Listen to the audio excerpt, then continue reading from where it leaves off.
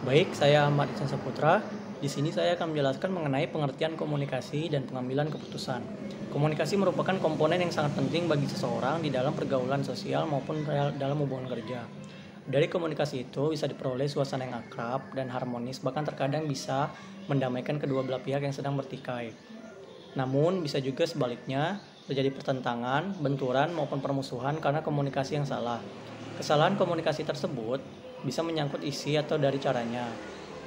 Kemudian, pengertian dari komunikasi itu sendiri yaitu suatu proses pertukaran pesan di antara unit-unit organisasi atau lembaga dalam rangka kelancaran pelaksanaan tugas-tugas untuk mencapai tujuan organisasi secara efektif dan efisien. Menurut Rian Nugroho, tujuan komunikasi adalah menciptakan pemahaman bersama atau mengubah persepsi, bahkan perilaku.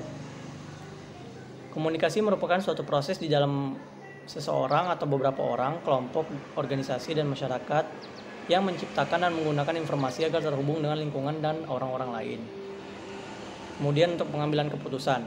Pengertian dari pengambilan keputusan yakni langkah penting dalam kepemimpinan dan manajemen, perencanaan, pertemuan atau meeting, dan berbagai kegiatan lain yang tidak akan bermakna bila tidak ada pengambilan keputusan.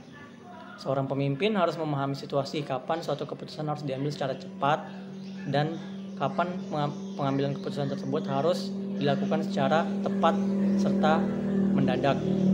Istilah dari pengambilan keputusan sesungguhnya adalah terjemahan dari bahasa Inggris yakni decision making, yang berasal dari kata decision dan making, yang keduanya berasal dari kata bahasa Inggris yang artinya decision berarti keputusan dan making atau maker adalah pembuat. Menurut Atmo Sudirjo bahwa decision atau keputusan adalah suatu pengakhiran atau pemutusan daripada suatu proses pemikiran tentang suatu masalah atau problematika untuk menjawab pertanyaan apa yang harus diperbuat guna mengatasi masalah tersebut dengan menjatuhkan choice atau pilihan pada salah satu alternatif tertentu.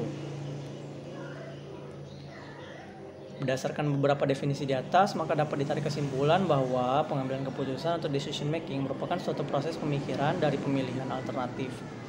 Selain itu, pengambilan keputusan merupakan salah satu bentuk perbuatan berpikir dan hasil dari suatu perbuatan itu yang disebut sebuah keputusan. Baik, itu saja penjelasan yang dapat saya sampaikan. Terima kasih. Baiklah, di sini saya akan menjelaskan mengenai pengertian komunikasi tradisional. Komunikasi tradisional adalah sebuah proses penyampaian pesan dari suatu pihak ke pihak yang lainnya dengan menggunakan media tradisional yang sudah lama digunakan di suatu tempat sebelum kebudayaannya tersentuh oleh teknologi modern. Seperti contohnya alat kentongan ya, alat komunikasi tradisional yang digunakan pada zaman dahulu oleh orang-orang dahulu yang menjadi pesan atas terjadinya sebuah peristiwa di masyarakat. Baik teman-teman, di sini saya akan membahas tentang peranan komunikasi tradisional. Nah, apa sih peranan komunikasi tradisional? Nah, komunikasi tradisional itu memiliki peranan yang sangat penting dalam suatu masyarakat karena dapat mempererat persahabatan dan kerjasama untuk mengimbangi tekanan yang datang dari luar, dan juga selain itu komunikasi tradisional mempunyai dimensi sosial, yang mana dimensi itu mendorong manusia untuk bekerja, untuk menjaga keharmonisan dan juga memberikan rasa saling terikat satu sama lain, yang mana sama-sama menentang kekuatan alam. Dan komunikasi tradisional ini dipakai dalam mengambil keputusan bersama. Baiklah, pada kesempatan kali ini saya Ahmad Zikri Pratama akan menjelaskan materi yang keempat, yaitu komponen komunikasi tradisional. Nah, komponen komunikasi tradisional ini sendiri terdiri dari 6 unsur, yaitu komunikator, pesan, media, komunikan, efek, dan gangguan. Nah, komunikasi efektif itu dapat dibangun melalui keenam komponen tersebut. Nah, jadi komponen yang pertama dalam proses komunikasi adalah komunikator. Jadi komunikator ini dalam suatu komunikasi tradisional merupakan orang yang menyampaikan isi pernyataan. Nah, komunikator dalam hal ini memegang peranan yang sangat penting. Nah, menurut Hofland dan Walter Weiss dalam buku Ujana Effendi mengemukakan bahwa komunikasi efektif salah satunya ditentukan oleh kredibilitas dari seorang komunikator atau credibility, ya, yang terdiri dari dua unsur, yakni keahlian dan unsur kepercayaan. Nah, komunikator yang dipandang memiliki kredibilitas, berarti komunikator itu dianggap sebagai seorang ahli, memiliki keahlian. Nah, komunikator yang memiliki keahlian ini juga dipandang sebagai orang yang cerdas karena memahami suatu permasalahan yang akan disampaikan. Nah, sedangkan komunikator yang dapat dipercaya yaitu orang yang dianggap sebagai seseorang yang jujur, baik hati, memiliki etika dan sopan santun, serta dianggap sebagai orang yang ramah. Etika komunikator juga menjadi faktor penting dalam menciptakan komunikasi yang efektif. Nah, dalam prakteknya, etika komunikasi ini menghendaki adanya beberapa kriteria. Nah, Josina dalam buku Edi mengemukakan kriteria tersebut, antara lain yaitu pertama, apa harapan yang akan diperoleh dari komunikasi itu.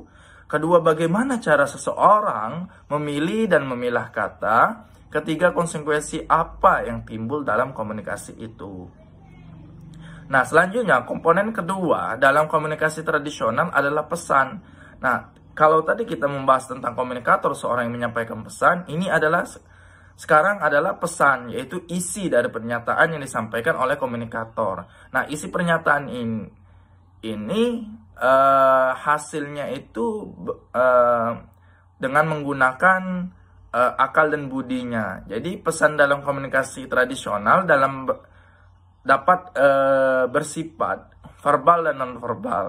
Nah, biasanya juga bahasa yang digunakan yaitu bahasa daerah, yaitu bahasa yang mudah dimengerti di daerah setempat. Nah, dan ketiga yaitu komponen ketiga yaitu media. Nah, jadi media ini pun diperlukan sebagai penunjang dalam berkomunikasi. Media tradisional berfungsi untuk meningkatkan dan mengembangkan nilai spiritual, etis, dan yang ada pada diri manusia. Nah, di samping itu, media juga berfungsi sebagai untuk menghibur, menyebarluaskan informasi publik, karena alur cerita dalam kesenian rakyat tradisional biasanya disampaikan dengan bahasa lokal dan menyatu dalam kehidupan masyarakat setempat, sehingga penyampaian pesan yang dilakukan oleh komunikator dalam komunikasi tradisional ini dapat dimengerti dan dapat mudah dicerna oleh masyarakat setempat. Selanjutnya, yaitu komponen keempat pada komunikasi tradisional, yaitu seorang komunikan atau halayak. Nah, halayak ini merupakan faktor penentu keberhasilan komunikasi.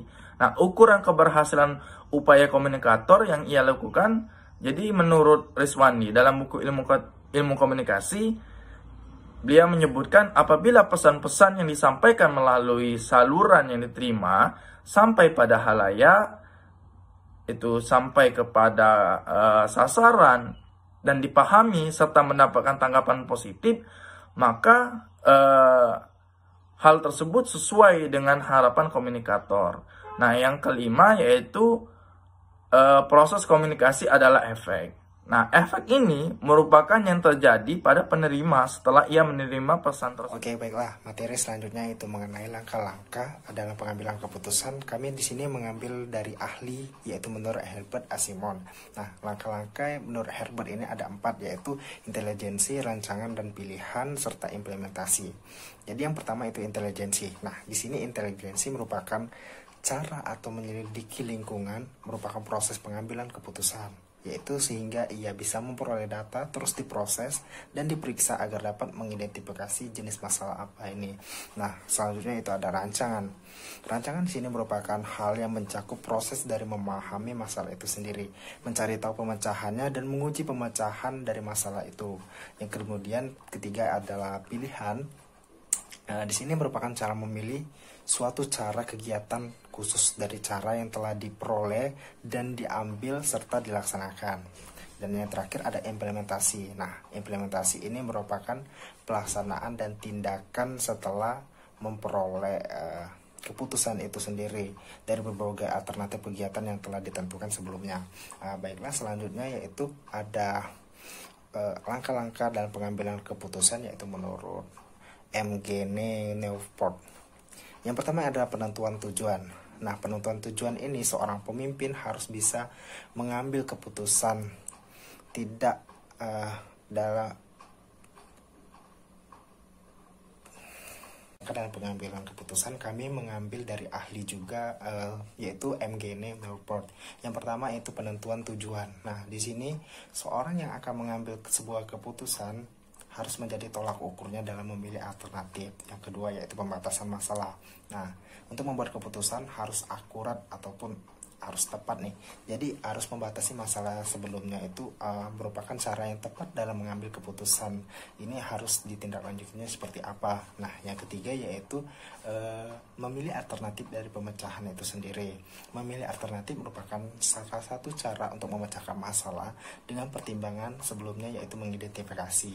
Dan yang keempat yaitu memilih alternatif terbaik. Nah, setelah dipilihnya alternatif tadi dalam pemecahan masalah, yaitu ditindaklanjuti dengan memilih alternatif yang pas dari sebuah masalah itu sendiri. Nah, yang kelima yaitu ada implementasi. Implementasi ini menerapkan alternatif terbaik tadi sehingga bisa pas dengan permasalahan itu sendiri. Yang keenam yaitu adalah tindak lanjut. Nah, di sini merupakan proses dari implementasinya kalau menurut saya. Karena di sini ia melihat dan memonitoringnya apakah keputusan yang telah diambil ini sudah sesuai dengan permasalahannya dan sesuai dengan tujuan yang ingin dicapai. Oke, baiklah, terima kasih atas perhatiannya. Mungkin itu saja penyampaian materi dari saya. Materi selanjutnya akan dijelaskan oleh rekan. Saya akan menjelaskan tentang hubungan komunikasi dengan pengambil keputusan. Hubungan sini yang dimaksud adalah pada kinerja.